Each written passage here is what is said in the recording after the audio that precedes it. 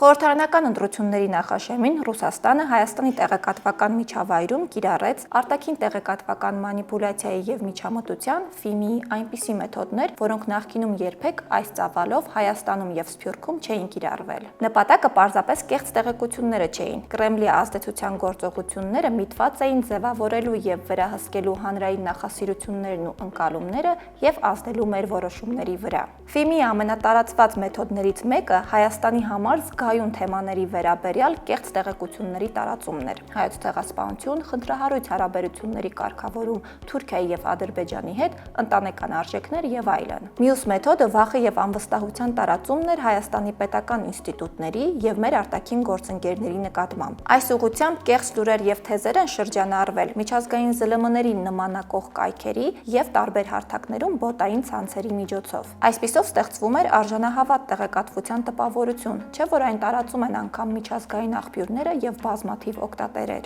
Ցանկալի թեզերի տարածման համար օգտագործվում էին ոչ միայն նմանակ կայքերի և բոտային ցանցեր, այլ նաև այսպես կոչված հանրային կարծիքի առաջատարներ։ Նրանք հաճախ տարբեր մեդիահարթակներում ներկայացվում են որպես անկախ փորձագետներ, քաղաքագետներ և վերլուծաբաններ, սակայն հայելային արտահայտությամբ կրկնում են երրորդ երկրից թելադրված թեզերը։ Նույն մարդիկ հայտնվում են հեռուստատեսության եթերում, YouTube-ում, Telegram-ում և այլ սոցիալական մեդիայի հարթակներում, ստեղծելով տպավորություն, թե իրենց կարծիքը հանրային լայն աջակցություն ունի և տիրապետող է։ Արտաքին տեղեկատվական միջամտությունը չի սահմանափակվում միայն առցանց տիրույթում, այն կարող է ուղեկցվել նաև գետնի վրա ուղղորդված և կազմակերպված սադրանքներով և տարաբնույթ ակցիաներով։ Դրանք կարող են լինել նախապես կազմակերպված այնպիսի սադրանքներ և միջադեպեր, որոնց նպատակը ոչ թե ուշադրությունն է բուն իրադարձության նկատմամբ, այլ դրա շուրջ մեդիա աղմուկ ստեղծելն է։ Սադրանքների այս գործիքակազմը Ռուսաստանը կիրառել է հատկապես Սփյուռքի մեր հայրենակիցների շրջանում։